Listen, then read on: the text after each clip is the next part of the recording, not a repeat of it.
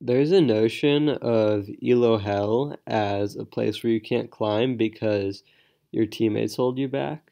And to climb, you need to win games, and what's stopping you from winning games is, you're feeding Yasuo or whatever.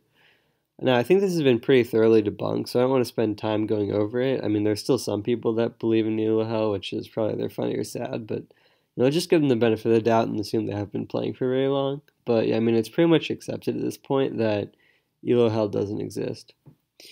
But what I'm claiming now is that it actually does exist, just not where you would think it is. So if you're thinking about where you would get the worst teammates, naturally you would assume Elo Hell is probably bronze. But except then in bronze, the enemy team is bronze too, plus you're bronze. And so like this is important. Relative to you and all the other players in the game, your team actually isn't particularly bad. Because remember, you're all bronze. And for the reason you lose to actually be your team, like that's what's consistently holding you back is not you but your team.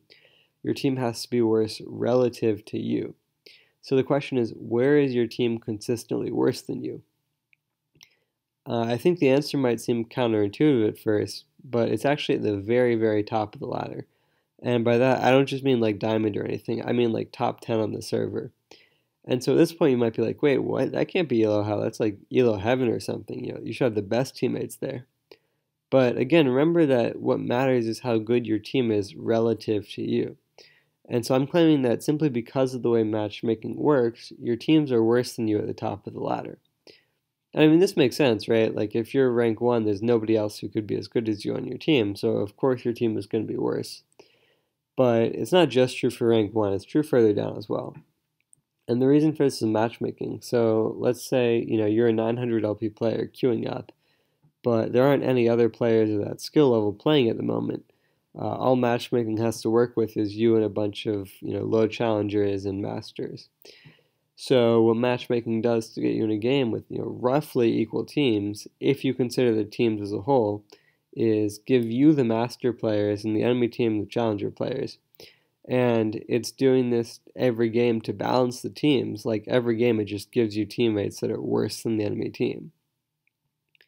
Now, one thing this implies is that you should feel for anyone trying to go for rank 1 because like that must be the most tilting thing ever, that the challenge more often than not, isn't beating an equally skilled opponent, it's just hard carrying the worst players in your own team.